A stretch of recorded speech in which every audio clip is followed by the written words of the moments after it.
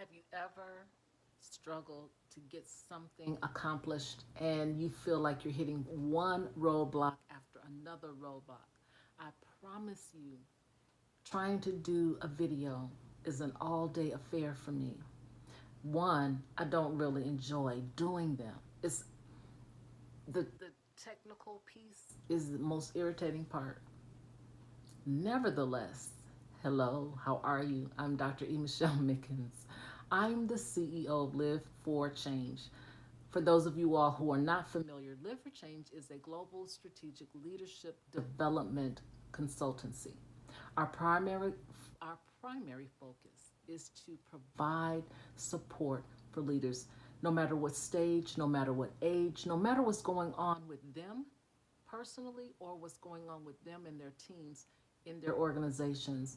Live for Change provides opportunities through training, through teaching, through coaching, and consulting. Opportunities to grow, opportunities to have support because leaders need that, especially in times like today. These times are very strenuous. We're hearing over and over again the importance of our teams, our employees, to experience what's called the employee experience, right? Everybody by now is familiar with the great resignation. Some organizations say the great reshuffling. So you have a combination of mindsets happening all at once. A lot of people, employees, they're fed up with their jobs. And through this pandemic experience, they've learned that they need to take care of themselves more than anything and their families. And for a long time, they felt underappreciated, undervalued. They felt that their managers are not good at what they do. Leaders don't care, they're insensitive. And so through all of this environmental challenge that we've been facing, many rediscovered their priorities and said, you know what, I don't have to continue to accept subpar relationships in the workplace, to be treated as if I don't matter, to be disregarded, to be disengaged. And so many have left their jobs to pursue other, to start their own business, or to take a breather. I want to introduce to you a concept that I came up with. I believe it was my idea concerning a love-centric leadership model. Well, what is a love-centric leadership model? It's where leaders can confidently, authentically show compassion and have mercy towards their employees. With all of this hustle, with all of the changes that we're constantly seeing, I mean, you know, there's a lot of anxiety that's taking place. And when leaders fail to show compassion to their employees, when they fail to keep them abreast on what's happening, you know, it's something to be said when a leader takes the time to not only pour into their employees, but to also encourage them, to motivate them, and to help them understand the future of that organization.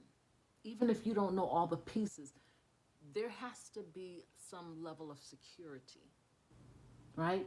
And we've heard of psychological safety. There has to be a place for an employee to feel like when I come to work, no matter if it's remotely or if I'm in person, however am showing up, that I feel appreciated, that I can be heard, that I can be seen, that I am valued. And that's part of what the love centric leadership model is all about. It's about providing employees the experience that they desire in the workplace. So I want to share with you just a few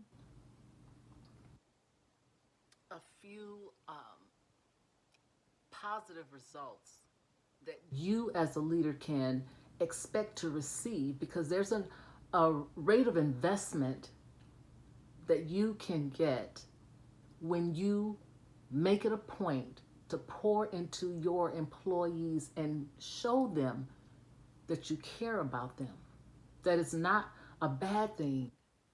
And when I talk about love, I'm not talking about being and falling in love with your employees. I'm talking about showing them mercy, patience, kindness, guidance, giving them your full attention, listening to them, and genuinely asking, how are you? How are you doing today? Before I go into these 7 keys of what you can expect to receive back from your employee, I want to plant this seed that we already know mental health is top when it comes to your self, your family, and your employees. You need to understand that mental health is no longer something that is shunned or ignored. That it's just as important to have a mentally sound mind as it is to have a physically fit body, right? So I want to help you see that the love-centric leadership model is a necessity if you want to continue to grow and to be stable and sturdy in your organization. So let me share these things that you can expect, because the opposite is true. When you don't have a safe place for employees to show up, and it's wonderful to have all of the PPE for them, but it goes so much deeper, and it's been prior to the pandemic experience. Prior to that, employees, that psychological safety issue is very real. So let's look at the key benefits of what you can receive in return when you demonstrate that genuine love and compassion. Loyalty. You will have loyal employees when you demonstrate love towards them. They'll be attentive to their work detail. They'll pay attention to the small things, and they will desire to do the best thing. They'll pay attention to details. They will feel comfortable in confiding in you. Things that they may have noticed, that because you're a leader who can't see all things or know all things, they'll have your back. And they'll be comfortable to open up and share some insights that is going to be extremely valuable for the livelihood of your organization. They'll be more engaging. They'll have more confidence in exploring and being innovative and creative. They'll be respectable, and ethical. Have you ever thought about that?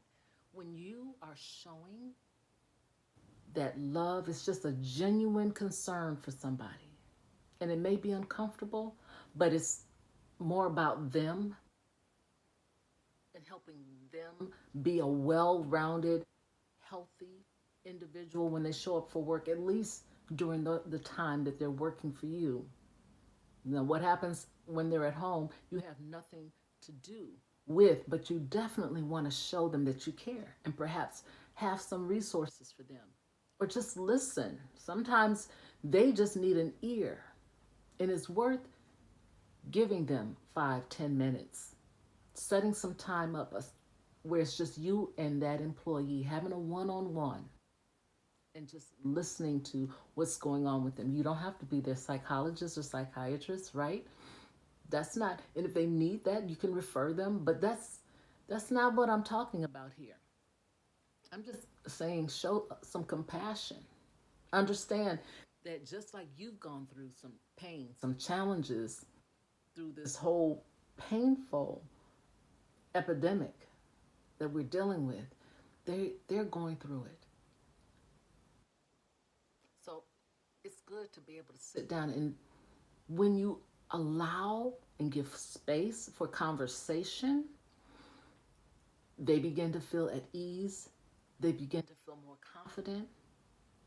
And it's interesting how all of these different pieces fit together: loyalty, that creativity and innovation that will kick in, and they'll feel comfortable and confident that they can truly be themselves and function in the position that they've been hired to function in and feel valued.